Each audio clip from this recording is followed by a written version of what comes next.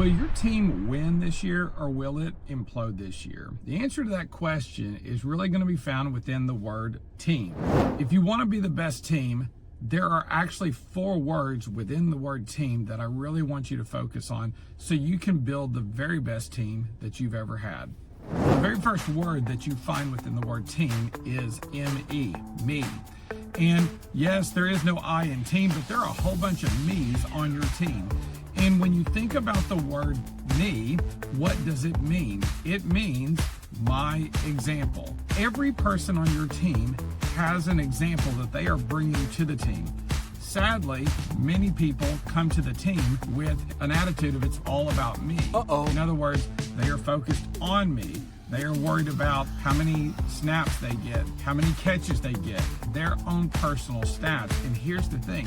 If that's the example on your team is not going to win because it's a bunch of me's and they're not unified around the team. Now, if you want to have a great me or my example on your team, what do you need to do?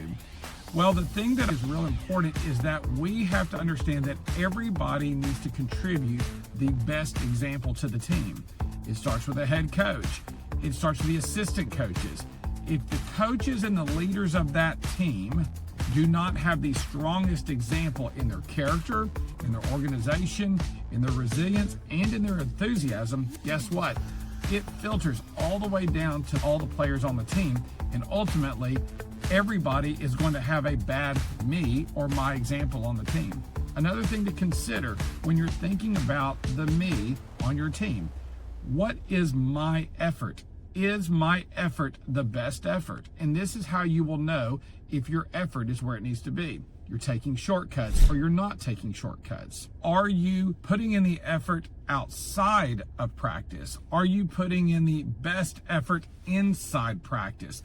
Are you working every day as hard as you can to help the team win?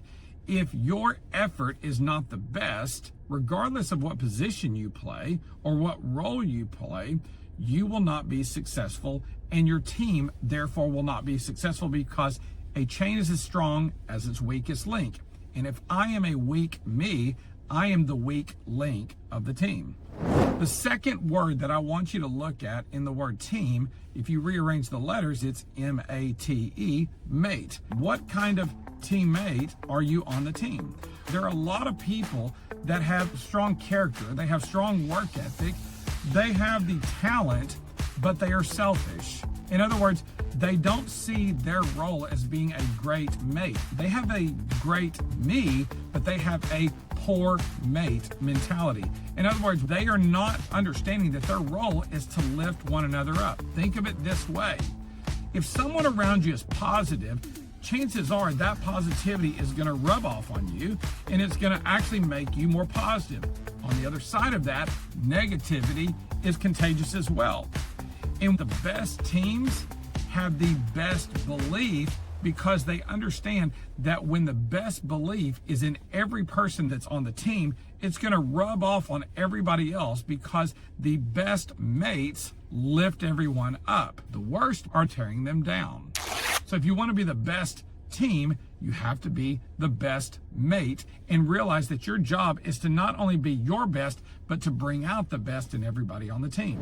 The third word in the word team is the word M-A-T, mat. In other words, what are you going to the mat for? When I think of the word mat, I'm thinking about a commitment and conviction. How committed are you to winning on the team? How committed are you to the values that everyone must exhibit in order for us to win? How committed are you in going to the mat when we are experiencing difficulty? The best teams go to the mat in the most difficult times. When things are not going well, they raise their level of commitment, they raise their level of conviction, and they are willing to go to the mat to bust their tail even harder so that the team can overcome the obstacle of setbacks and things that happen negative to their team. The final word within the word team that I think is really important is the word meet. M-E-A-T. In other words, What is the meat of your team? What is the meat that you meet about to make sure that you become the best teams? A lot of teams do a lot of things well, but the best teams do the meat of things extremely well.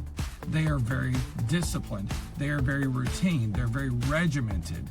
And if you want to be the best team, you have to be focused on the meat and not all the other things that are going on.